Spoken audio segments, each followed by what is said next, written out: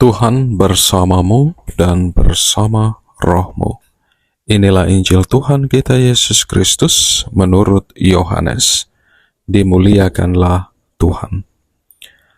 Sekali peristiwa, Yesus berangkat ke seberang Danau Galilea, yaitu Danau Tiberias.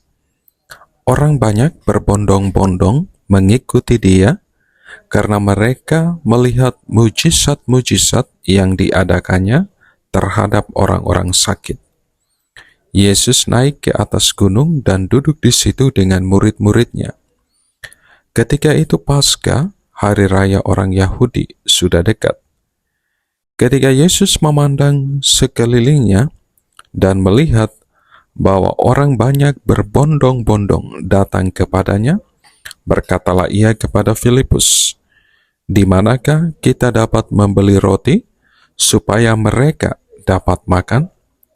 Hal itu dikatakannya untuk mencobai Filipus, sebab ia sendiri tahu apa yang hendak dilakukannya.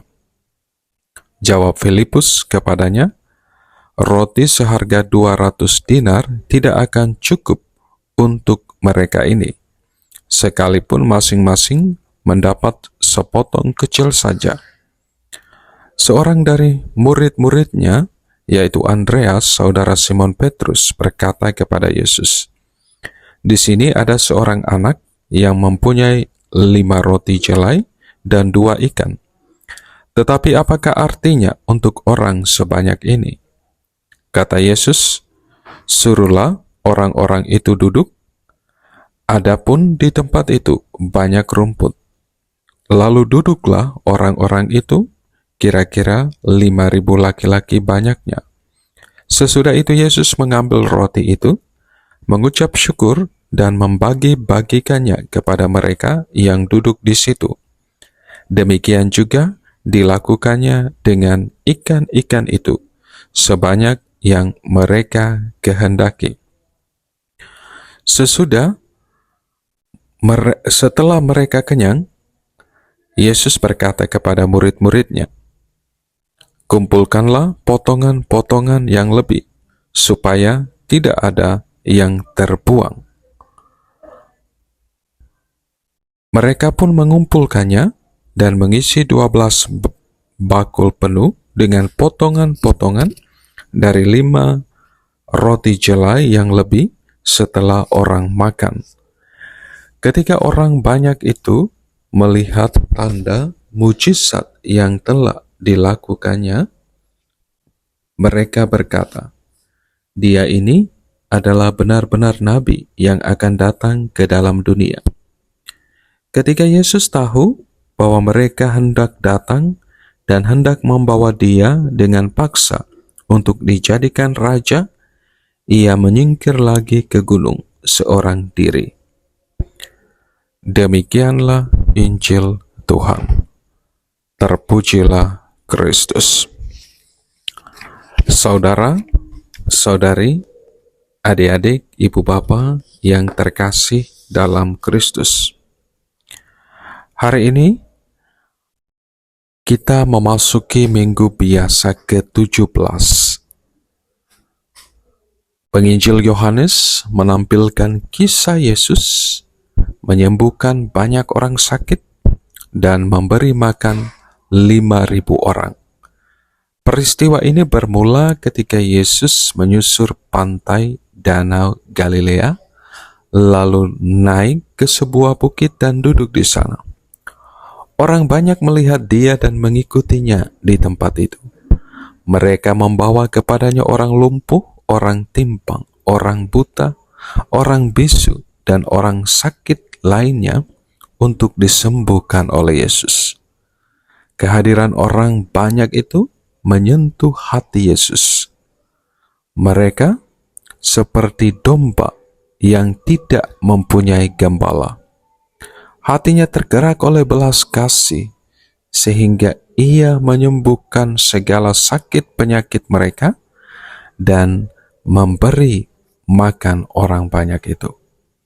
Yesus tidak ingin mereka pulang dalam keadaan lapar. Karenanya ia mengadakan mujizat penggandaan roti dari 5 roti dan 2 ikan. Saudara-saudariku yang terkasih dalam Kristus, dari kisah penggandaan 5 roti dan 2 ekor ikan ini, Yesus ingin menyadarkan kita sekalian dan juga murid-muridnya waktu itu sampai kepada sebuah penghayatan iman yang sungguh akan kehadiran dan keterlibatan Allah dalam setiap persoalan hidup manusia di dunia ini. Allah hadir dan terlibat dalam setiap situasi hidup kita. Kalau kita mau membuka diri kita bagi karya Allah dan berpasrah pada penyelenggaraannya. Tindakan Yesus dengan mengambil roti, mengucap syukur, dan membagi-bagikannya mau menunjukkan kepada kita tentang keterlibatan Allah dalam mengatasi persoalan-persoalan yang kita hadapi di dunia ini. Roti yang dibagi-bagikan oleh Yesus kepada orang banyak mengingatkan kita akan mana di padang gurun. Sama seperti mana dahulu, roti ini pun dimaksudkan sebagai sarana untuk menumbuhkan iman dalam hati manusia. Harapannya, setelah mengalami dan melihat mujizat yang diadakan oleh Yesus, mereka sampai kepada suatu penghayatan iman bahwa Yesus adalah sungguh Putra Allah. Saudara-saudariku yang terkasih dalam Kristus, hari ini kita juga merayakan Hari Orang Tua, kakek nenek sedunia. Dari perikop Injil hari ini, kita belajar dan merenungkan 3 hal berikut ini. Pertama, kita harus belajar untuk peka dan peduli terhadap sesama yang menderita yang ada di sekitar kita. Dalam kehidupan bersama dengan sama saudara-saudari kita, tentu kita akan berjumpa. Kita akan melihat begitu banyak saudara-saudari kita yang sungguh menderita. Orang-orang tua yang kurang mendapat perhatian dan kasih sayang dari keluarganya. Mereka yang sedang mengalami kesulitan dalam hidup. Sebagai murid-murid Kristus, kita dipanggil dan diutus untuk membawa sukacita, membawa pengharapan dalam hidup mereka.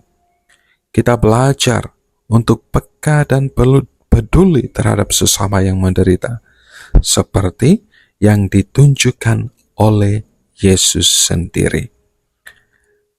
Kedua, kita harus berusaha untuk selalu melibatkan dan mengandalkan Tuhan dalam setiap usaha dan perjuangan hidup kita.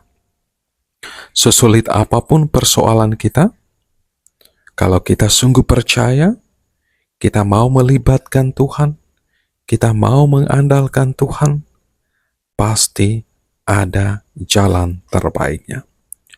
Harus yakin dan percaya, Allah turut bekerja untuk mendatangkan segala kebaikan bagi setiap hamba-Nya yang berharap dan percaya kepadanya. Dan yang ketiga, kita jangan pernah merasa pesimis dengan segala kekurangan dan keterbatasan yang kita miliki. Tuhan selalu hadir untuk memberkati kita dan menjadikan kekurangan serta keterbatasan kita sebagai berkat bagi banyak orang. Tuhan selalu memberikan waktu dan kesempatan kepada kita agar hidup kita menjadi berkat bagi orang lain melalui perbuatan kasih yang kita lakukan dengan tulus untuk sesama kita. Saudara, saudariku yang terkasih dalam Kristus, mari jangan sia-siakan waktu dan kesempatan yang telah Tuhan berikan, segala sumber daya, pengetahuan, keterampilan yang telah Tuhan anugerahkan kepada setiap kita, untuk kita rawat, kita kembangkan, agar semakin berbuah berkat bagi banyak orang. Berkat Tuhan beserta kita sekalian, Bapa, Putra, dan Roh Kudus. Amin.